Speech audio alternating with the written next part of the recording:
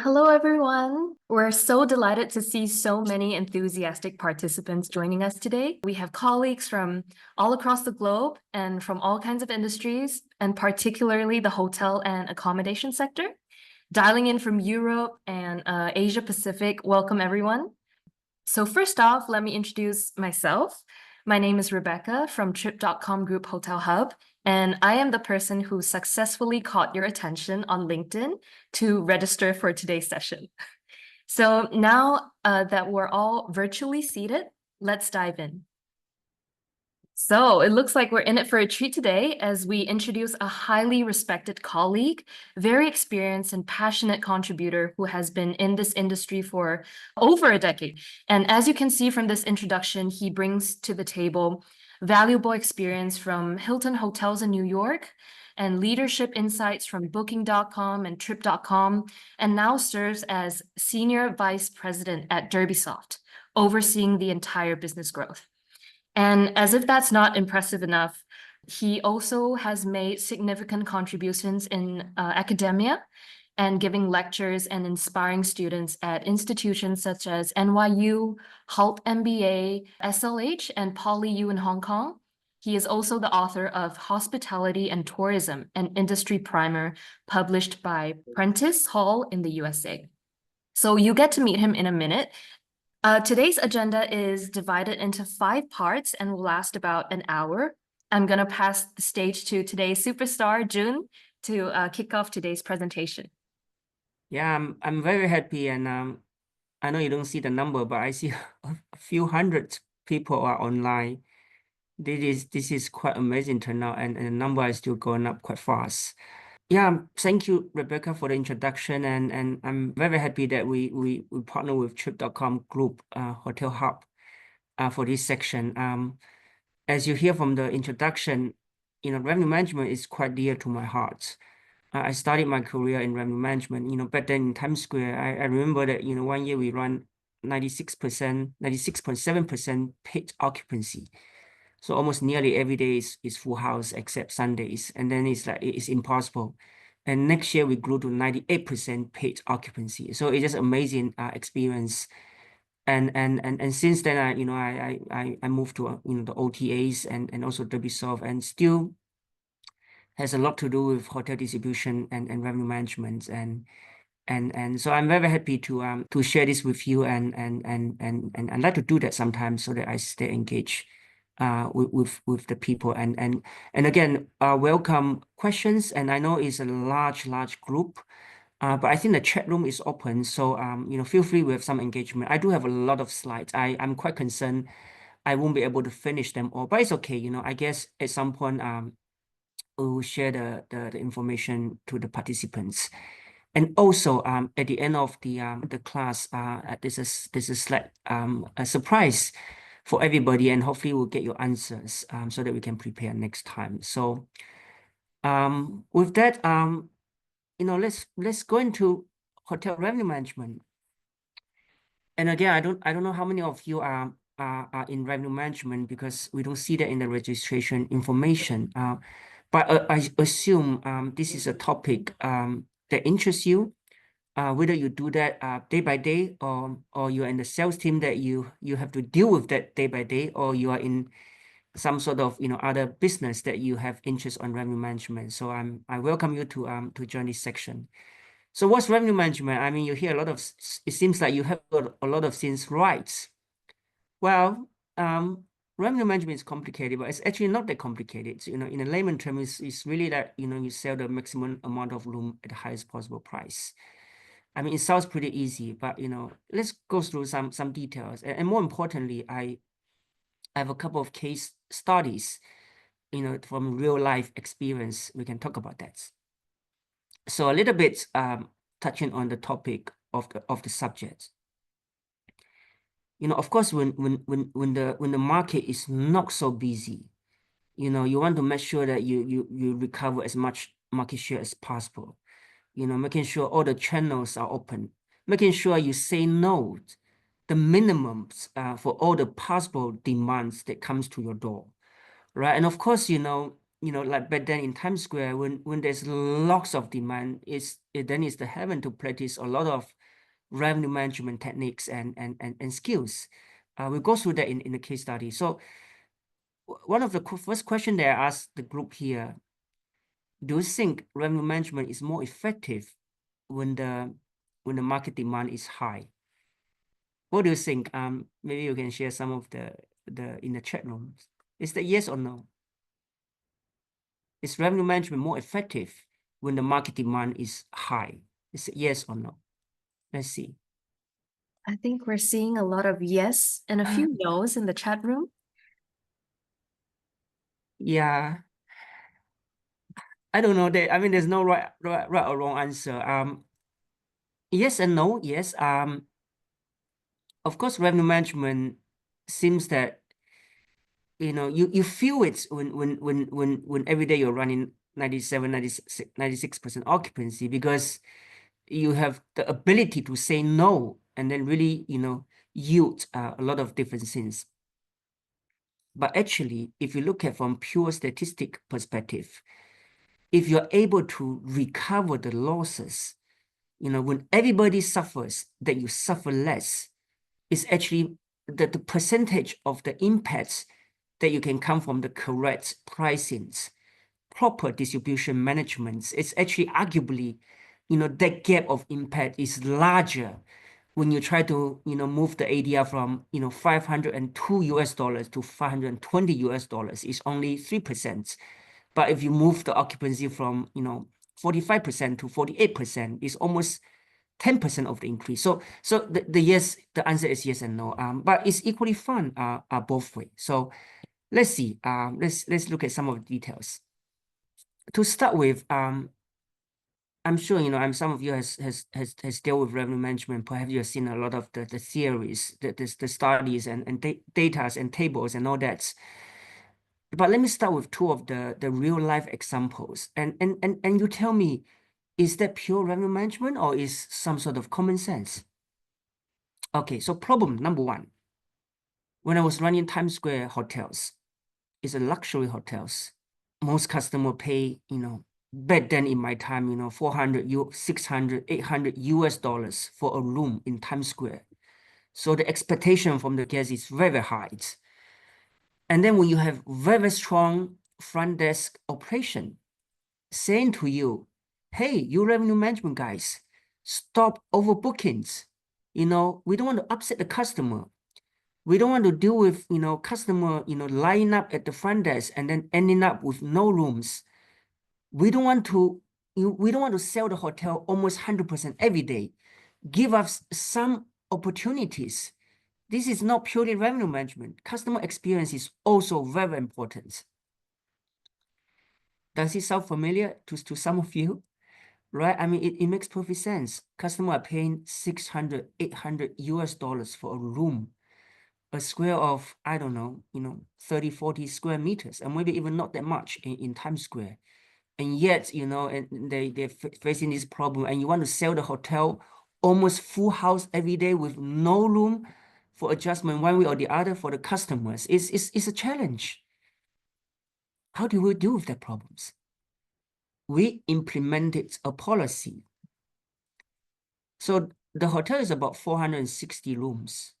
We say that every single night, when there are less than 3 rooms vacant in the hotels, we consider a full house. And the last room that you sell, the ADR of that is divided equally by the front desk agents of that day. So usually you have 3 to 5 people manning the front desk.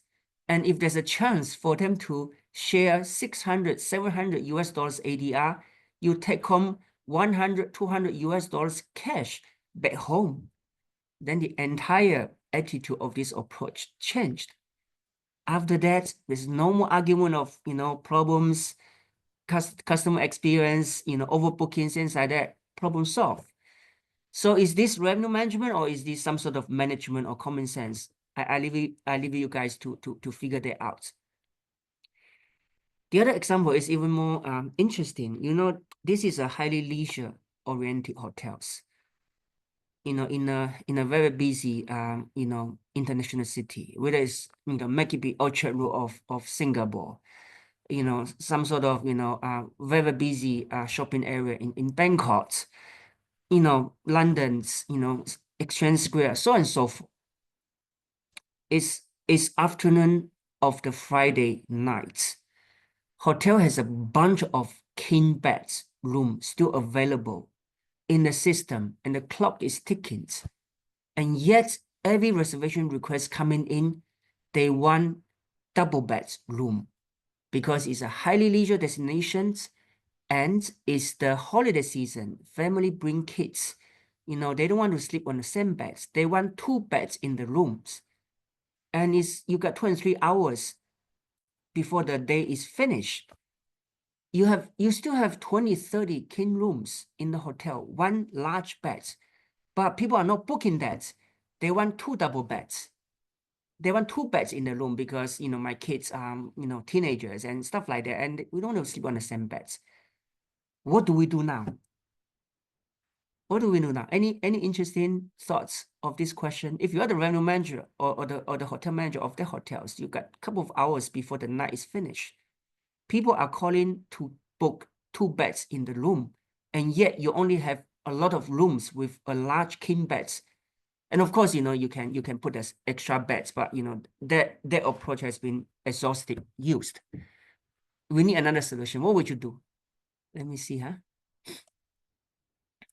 I think we have a lot of people Extra beds. responding to put in a free extra bed.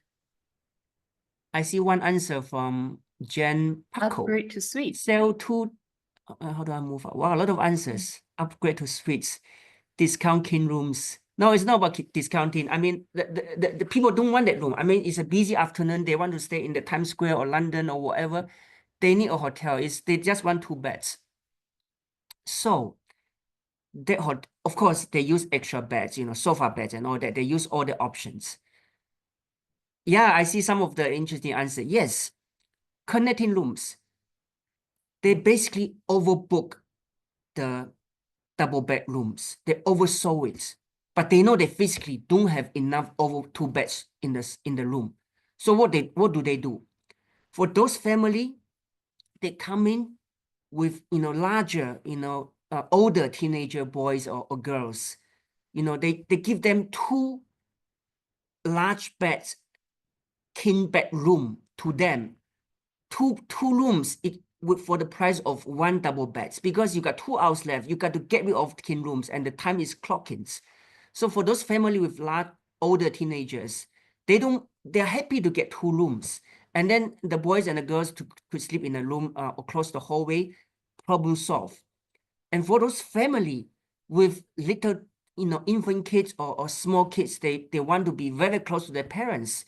They have a couple of connecting rooms. So they overbook the double bedroom. So customer knowing that they're going to get 2 beds, but in reality, when they turn up to the hotels, they get 2 separate single bedrooms.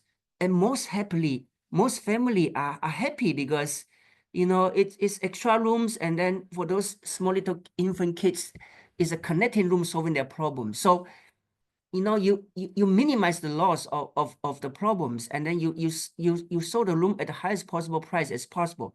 So think about that. Is these 2 problem is 100% pure revenue management? Not really. Is part management, is parts common sense, is parts data, is parts understanding customer and see what is the best way to squeeze out the money. So revenue management is really about, you can call it squeezing the last dollars, but you can also say to be smart, solving the customer's problems in the best possible way to maximize your revenue or to minimize your loss. So with that, let's go into a bit of the theory sharing of revenue management. If you sell a book on bookstore, you don't have these problems. If this book is not sold, you can sell it tomorrow. To sell perishable, food, the milk, the breads, you face the same issues. For hotel rooms, for airline, seats, is the same thing. When tonight is past, the chance, the opportunity for you to earn whatever income associated with that bedroom is forever gone. So there is a time element in it. Variable demands. Of course, a lot of goods, you have, Thanksgiving, Christmas and all that. There's always a seasons and all that. But hotel is very different. Monday, Tuesday, Wednesday, Thursday, Friday, Saturday have very different demand patterns. For some of the resort hotels, weekday, weekends could turn the other way around. And for the airport hotels, the demand is in terms of hour of the day. So it's very different. Wow, I still see a lot of people are joining in. It's a lot of people here. I appreciate all these people taking your time. I guess most of you are in Asia and some of you in Europe. I see that taking the time. Hopefully this is a good exchange section with all of you. And actually there will be a little bit surprise at the end of the section. And hopefully for the next section, you can get to pick how you want to run this. I want this to be interactive as possible. But of course, given the size, there's no way to have too many speakers. But we'll see how to make the best out of this. So we talk about variable demands. Fixed capacity. You like iPhones, people like it, then just make more. But you know what? Everybody wants to go to Times Square for the ball jobs. You only have 200 rooms in your hotels. What you can do is to change the pricing of the supplies. You cannot make more capacity to suit for the demands. You can only use price to leverage on the demands. So there's this feature that makes revenue management necessary. Keep going. Segmented customers. Can you sell the same book to two customers right in front of you for different prices? You know what, Mr. Jun, it looks like you don't have a lot of budgets. I'm going to sell this book to you at $10. Ah, Miss Rebecca, you look like from a rich family. You know what? I think you can pay. I'm going to sell this book to you at $15. Two of you stand in front of me. Can we do that? Not really. It'll be a joke. But hotels, I'm sure most of you are in hotel business. Yes. The two customer checking in all likelihood, they pay different prices. So we call this, price discriminations, but it's completely legal. We're going to go through that. It's completely legal. So it's fine. It's segmentations. And there's a science behind that to explain why you need to do that to maximize your revenue. Cost structure. The biggest the biggest fixed cost for the hotel is actually not the cleaning supply of the one more guest room and all this. Is the lobby, is the whole building air conditionings, is the mortgage of that infrastructure and all this and that.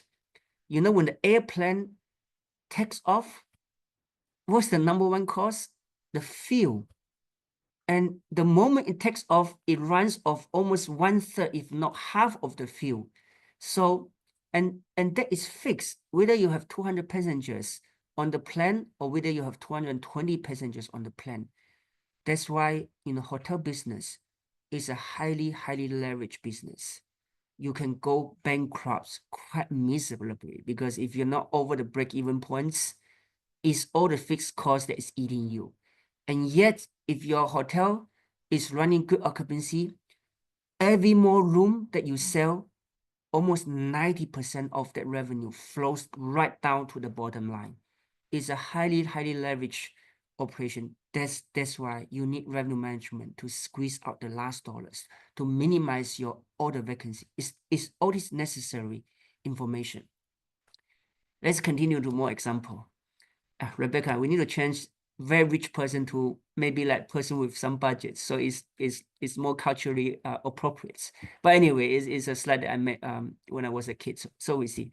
So this is very true. When I was running Hilton hotels, I remember our staff rate back then was $25. I don't know is any Hilton hotels in this room, in the check in the room if the staff rate is still $25. Maybe it's going to change higher with the inflation. But yes, customer has very different budgets. business traveler and leisure traveler has very, price elasticity. It's very different. People are willing to pay different prices. So if you follow the, the fixed price, which is quite the case before the airline and hotel practice revenue management, is, you have a, flat, rates, 200, 300 US dollars or whatever, or at most you have the, the off season, low season, all kinds of rates. So if this hotel has, let's say 300 keys, 300 rooms, so $90 you charge, you get 27,000 US dollars, and that is your revenue. However, with the segmentation, I don't know some of you has take up the economic major when you go to university. This is a very typical price versus demand curve. The shaded area is the revenue you can possible generate from this price demand spectrums. So there is a science behind this. If you do segmentation price, you can get a portion of the segments at a very high rate, and yet you can also get a portion of the capacity at a reasonable low rates, and altogether you maximize the price versus demand spectrums, and therefore your revenue is almost double of what you would otherwise get if you charge a fixed rate price. In other words, the price that the price, if you undercharge, the customer who are willing to pay a higher price is called, let me move my screen so that I can see. It's called, revenue dilution, because, you could otherwise get a higher price. And on the other hand, for those customers with budget issue, they are not able to pay such high price. And then you reject those demand, and even though your hotels still have rooms to sell. So with segmentation, you maximize the revenue spectrums, and you still have to take care of the customer. Again, I want to highlight here, take a moment. Revenue management is not about upsetting customers. Is to leverage the demand so that you maximize the revenue returns. And in return, a healthy operation, you have even more budgets and capacity to take care of customer in the long terms. So it's not about at the cost of the customer satisfaction. These two go hand in hand. So let's continue. We run hotels. This is very typical demands. Monday, it's just after Sunday, I'm going to go to my office and making sure that I sort out all my travel plans. And then, I start flying out Tuesday, Wednesday, most usual days for me to meet the customer. Because, hey, I fix my plan. I talk to my colleagues in the office on Monday, and then I'm off to go. There's an important contract for me to sign. I'm going to go to the conference Tuesday and Wednesday. I pick business days. Sometimes I get back on Thursday. Sometimes I get back on Friday. And that's why, the demand on Thursday and Friday goes lower. And then, of course, the weekend goes the other way around. So this is a very typical city hotel demand patterns. Shanghai, Singapore, Bangkok, London, New York, name it. This is very typical. This is not for Bali. This is not for Maldives. I know there's some hotel from Bali. There's some hotel from Maldives in this call. This is not quite for you, but this is for Bangkok, for London, for New York.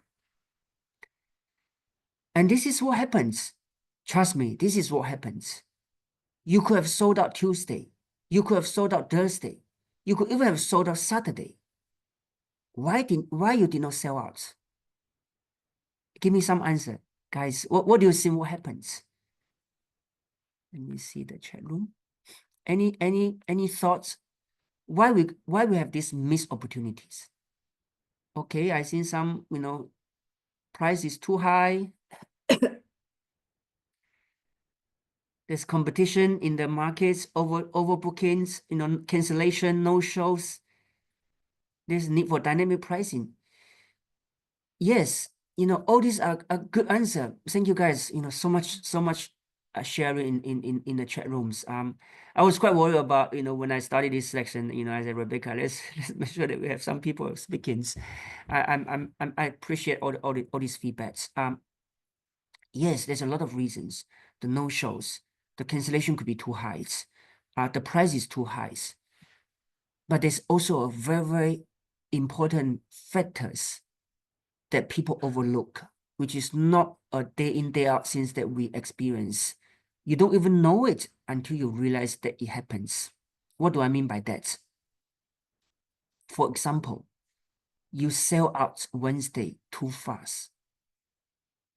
What do I mean by that? Yes, the demand is on Tuesday and Wednesday, and even Thursday.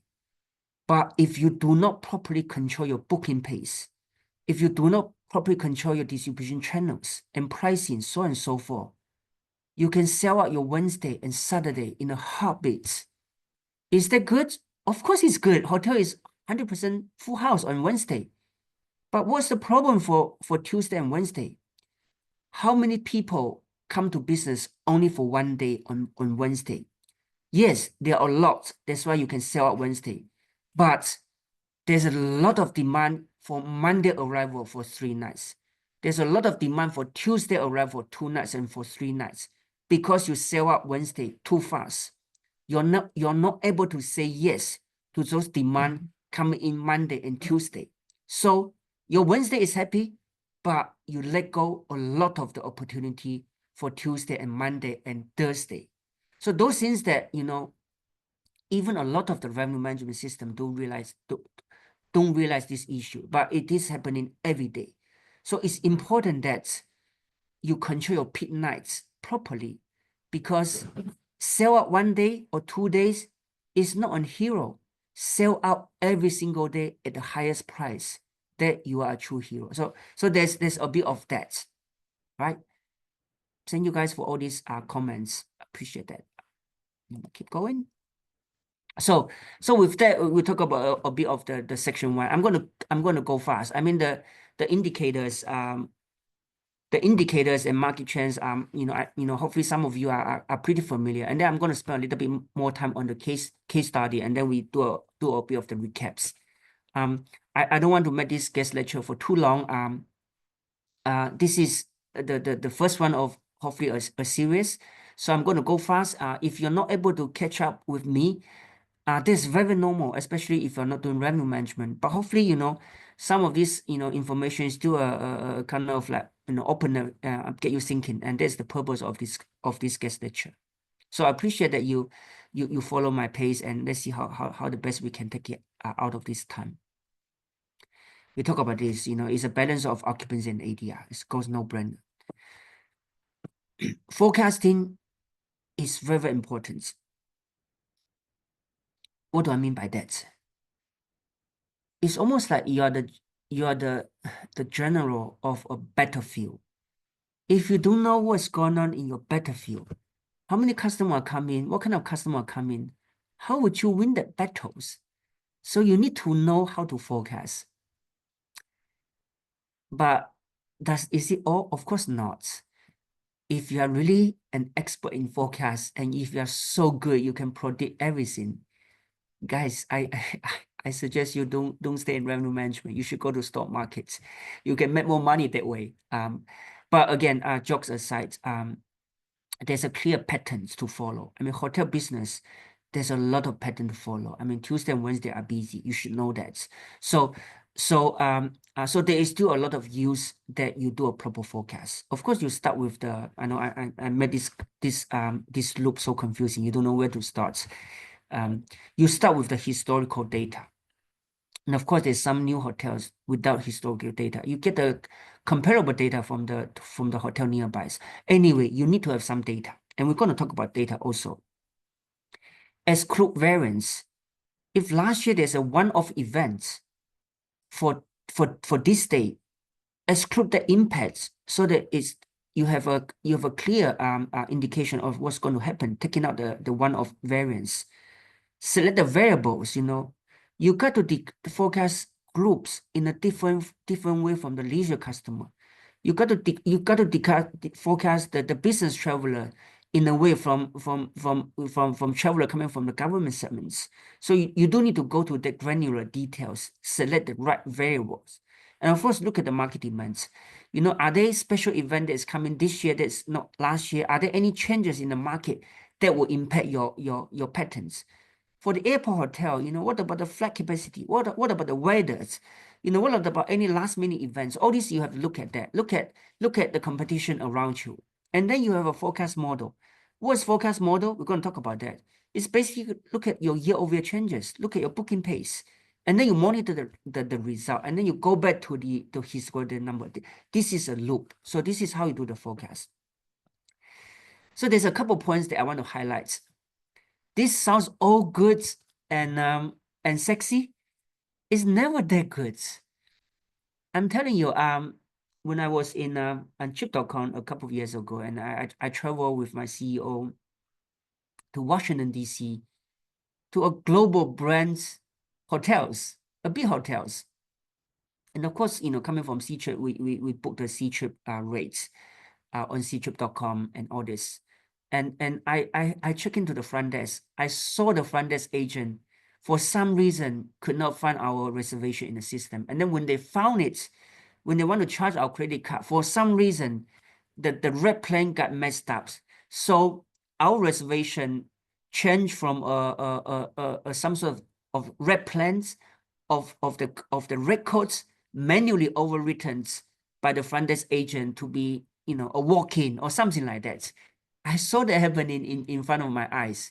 So when you're talking about accurate data, you know, there's a lot of chances for hotel data to be inaccurate, and it's just the nature of our business. We need to face it. So that's why we need to be aware of all this. I still see a lot of, you know, comments coming in. Rebecca, please do stop me if there are question that is important that I need to answer. Otherwise, I'm looking at the slides. I will just keep going. Look at the year-over-year changes. If for Tuesday, for the past 6 weeks, the demand has increased from last year for the same Tuesday by 20%, and it's very consistent pattern that you observe for the past 6 Tuesdays. Why don't you just forecast the demand will also go up by 20% for the next Tuesday versus last year? The data has tell you 6 times that is the case. Why don't you believe that and forecast that properly? And goes to my next point. Forecast without emotion. I'm telling you, I work in the hotels. Some general managers are very bullish. If there's no business, they believe the business is going to come tomorrow. They're optimistic. And yet their salespeople or marketing director, what we call it, sandbagging. Even though the hotel has been running 98% for the last 2 weeks, they still believe that, you know what, maybe just people just came last 2 weeks. Maybe some hotel got sold out nearby. Maybe the weather was not good. That's why everybody extended their stay. It's just a lot of reason that, oh, the good demand is not going to come. There's a lot of emotions. Don't be distracted by that. Look at the data, forecast without emotions. But again, with all this, I need to remind everybody, revenue management is part science, is part arts. That's why I have never seen a single revenue management system doing 100% price setting and distribution control automatically by the machine with data. There's always a human being track at the last minute, at the last gate. But still, if you just do it manually, it's also no good. So it's a nice balance of data, of system, of patterns, and yet there is still a human common sense that you need to apply in the revenue management. And that's the beauty of this job. It's not 100% machine, but it's also not 100% experience. It's a balance. We're going to go into a little bit of the nitty-gritty of overbooking and reservation and pricing strategy. And all these are very simple. You know, in the older days, you know, hotel used to do, oh, you know, I'm a very good hotel. You know, that's why my ADR has to be $600. I'm going to sell $600. But you know what? The demand is not good. You know what? I'm going to do a promotion of, you know, 550. And then, you know what? But I'm also going to have the 600 price, put it there, and then just see what happens. And then, you know, and then next to it, they have a 550 promotion, but they have no condition difference. Everything is the same.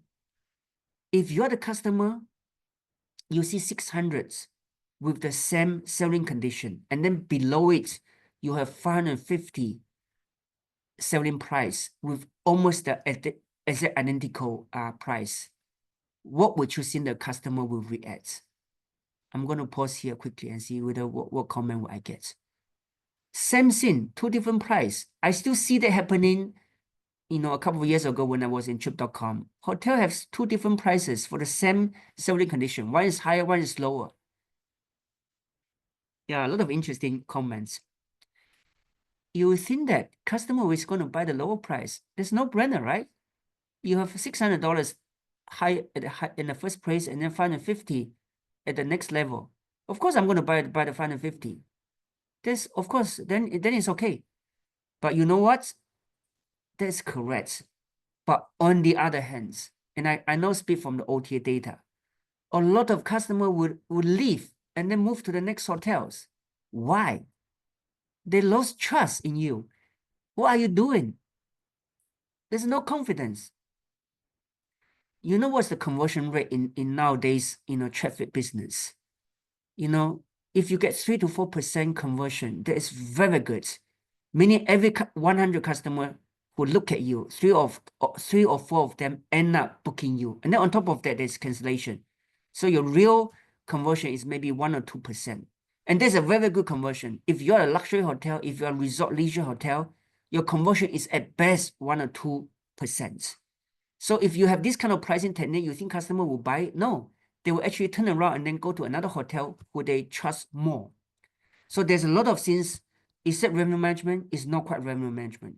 But it's important to take note. So a typical logical structure is that you have your, whether you call it the bar rate or the standard rate or the retail rate, is a rate with least condition and everybody can get it. And then of course you have the, you know, discount, like if you book the rate in 3 days in advance, if you prepaid, you know, or if you buy 2 rooms at the same time, etc., etc. So every discount you do, if you still have the standard price, make sure that customer has to give up something to get the discounts. Otherwise, this is not logical pricing. And of course, there's always add-on pricing like the bed and breakfast or dinner included or package. There's another layers. But we all know that coming from the hotel business, most people buy the room only price. So your standard pricing and discount 1 and 2 is very important. 1, you know, you segment the customer accordingly.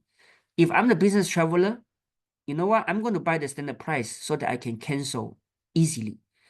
But for my parents, their schedule is very fixed. They don't mind book a Hilton or Marriott a suite 2 months out, knowing that they're going to fly there anyway because their schedule is very open. They'll get the 15% discount and they prepay the money upfront. And then you get those different type of customer. And then this is also part of the segmentation strategy. And there's the minimum stays and arrival stays. You know, when I was running the Times Square Hiltons, we always put a close to arrival on New Year's Eve arrival. Number 1 reasons, there's enough demands to come in on New Year's Eve for the ball drop on Times Square.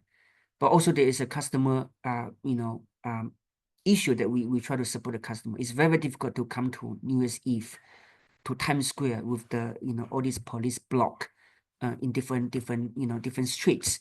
So there's different inventory control techniques that you can apply. A lot of the resort that I see, I mean, even the Sanya hotels in the Hawaii in China, who, you know, still running, you know, busy occupancy, they still prefer like minimum 2 nights on a Saturday. And I'm sure a lot of hotel in Thailand, Singapore, and all that do that. I mean, they have different inventory control. I know I put in the maximum number of stay. I don't know why I put that. To be honest, I haven't seen a hotels or also in my career that we're pricing based on maximum number of stays. So usually there's a minimum. Very few cases there's a maximum, right? Overbookings. Overbooking is a forever discussed subject in any hotel operation. I need to go fast, so I'm going to go faster. But let me tell you, overbooking is the #1 jobs for the airlines when they started revenue management. This is the one single thing that made the most impact.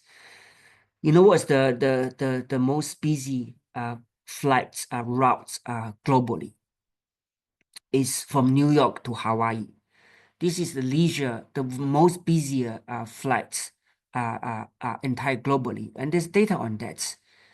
So when American Airlines 25 years ago, before they started the revenue management system, the flight is always booked.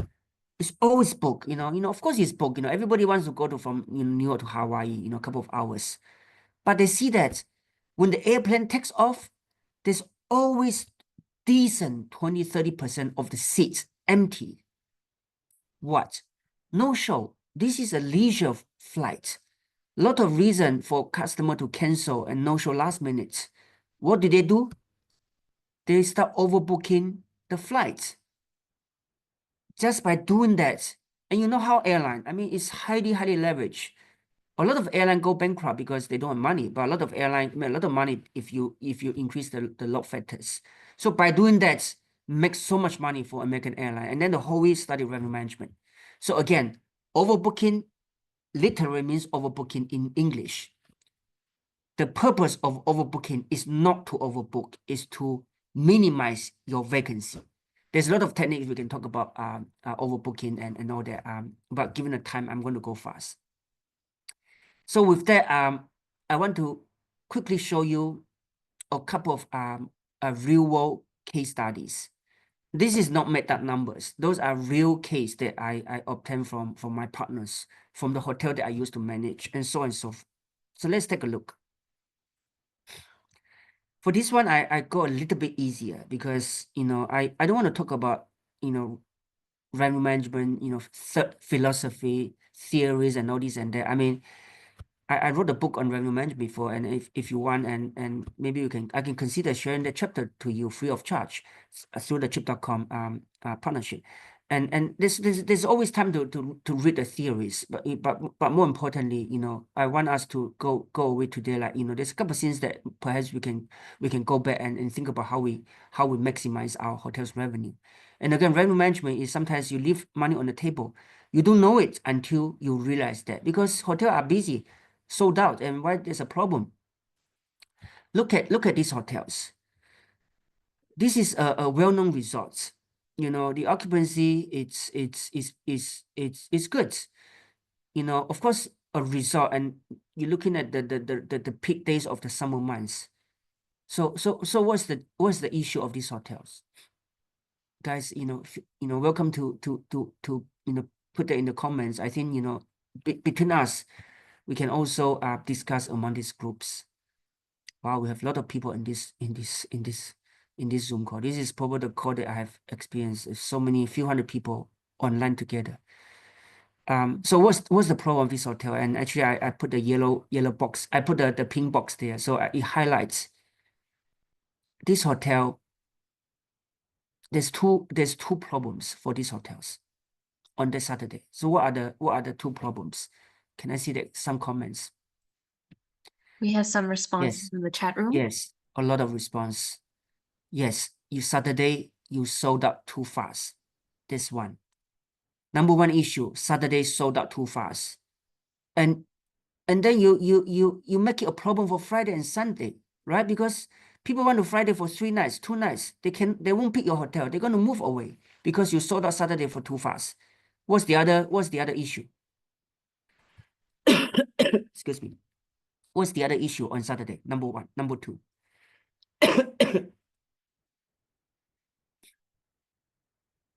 Okay, a lot of people are talking about minimum stays. Yes, correct answer. It addressed question #1, problem #1. You sell out your Saturday too fast. Yes, I saw the answer. Lack of group segment, low ADR. Look at the segmentation of this hotel.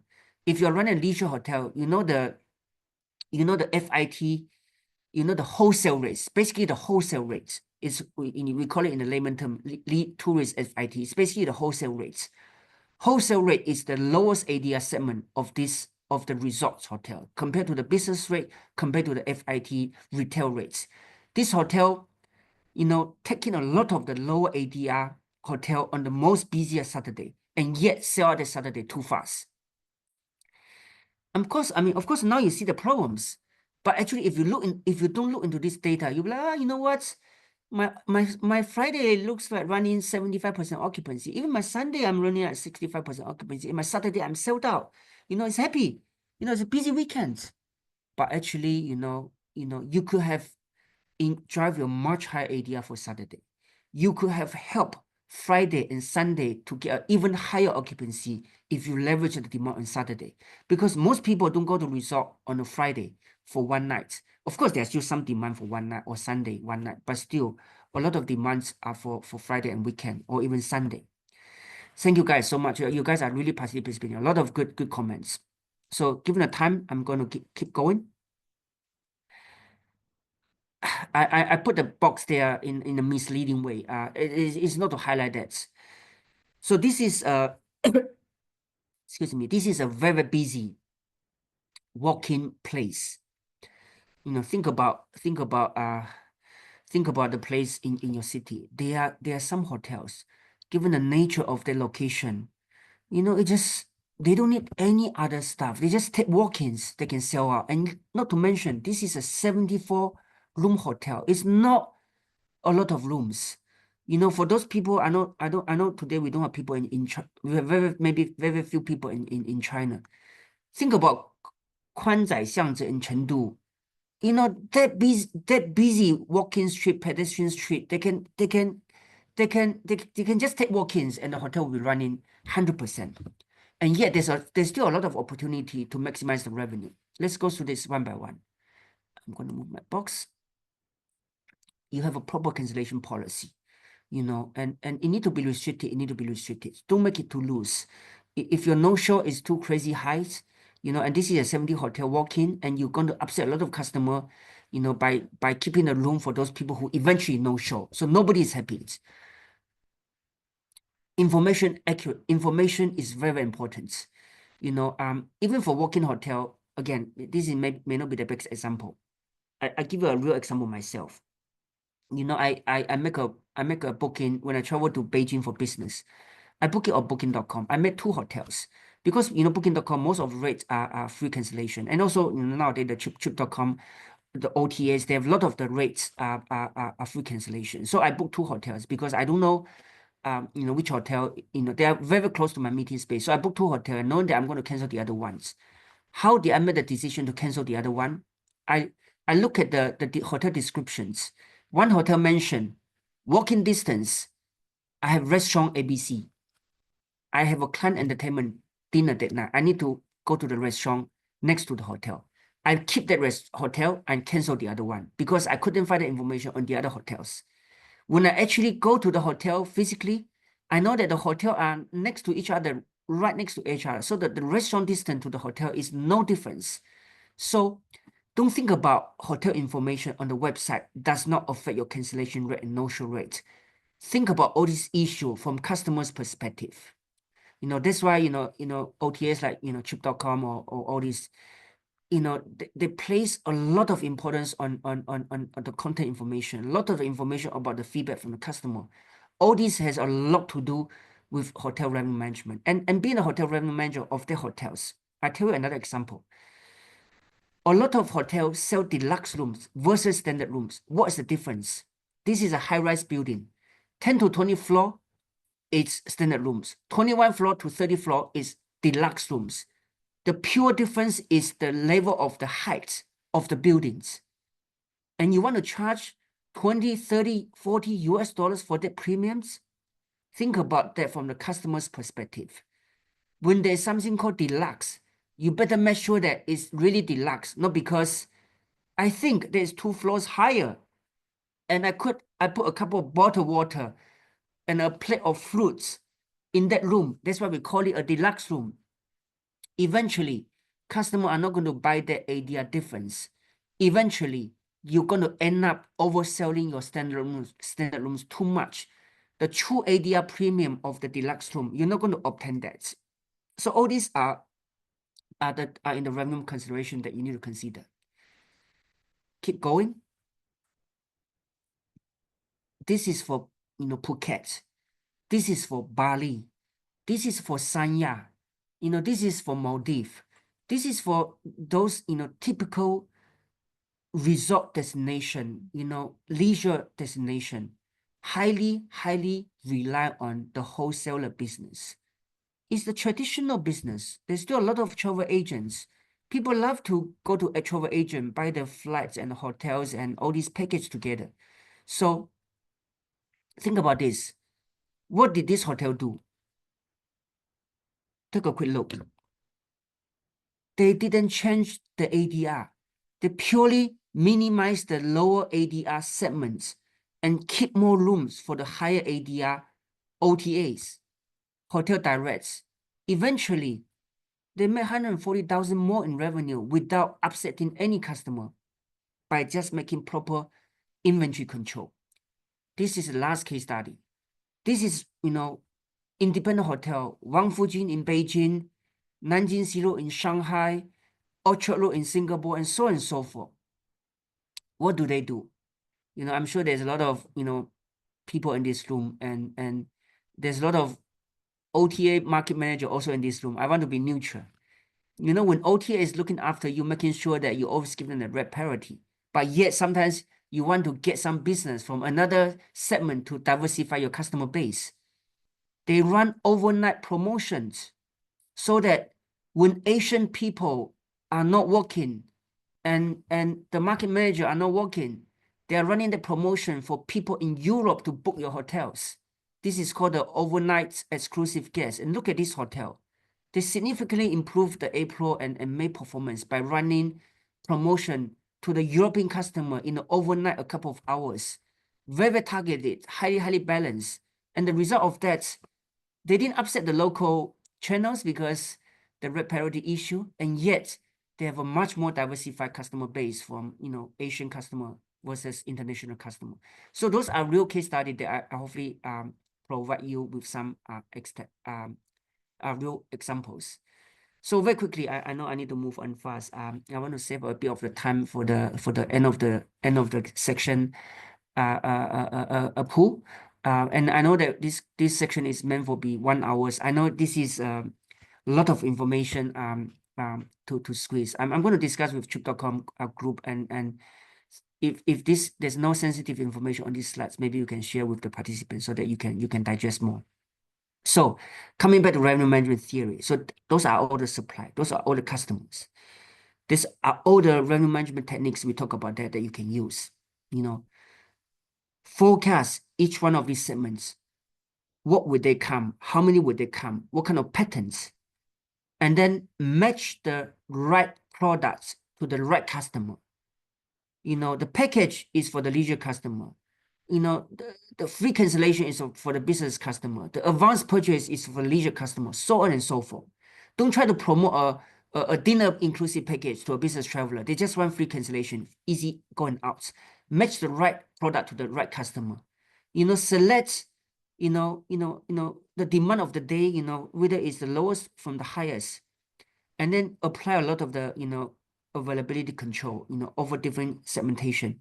You can see that this is, coming from Hilton background. We call it, Hilton Honors. It's basically the chain membership. And again, it's basically the revenue management is about, perfectly matching the supply and the demand together in one single form, and then you effectively distribute. I mean, I guess the next section we can talk about a lot more on distribution, because nowadays the technique is even more complicated. So a recap, start with the forecast. I mentioned it, the art of predicting forecasting is you forecast and then you explain why it didn't hit that. Trust me, it happens all the times. We are not gods. If you're really a genius, guys, go to stock market, you make a lot more money from revenue management, but still don't underestimate forecast. There's a clear pattern for Tuesday and Wednesday, for Saturday to follow. So forecast properly, right? And price and fencing is very important, and overbooking is very important. And if the demand is not enough, there's always a tactical way to drive more promotion. Do a promotion with trip.com. Do a promotion with your local channel, drive more customer, shift more demand from the customer, so on and so forth. There's always things that you can do to impact the demands.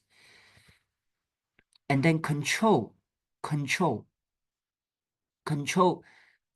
inventory properly, and there's a different way to control that. Customer are very different, has different behavior over GDS versus OTA. Customer have very different place versus wholesale leisure channel versus a social media channel on Facebook or TikTok. So control those properly, and really monitor with a lot of KPI. I listed some of the most important KPI, which you all know, the occupancy, ADR, RevPAR, and fair market price. But there's also, important PITNEX dilution KPI. What do I mean by that?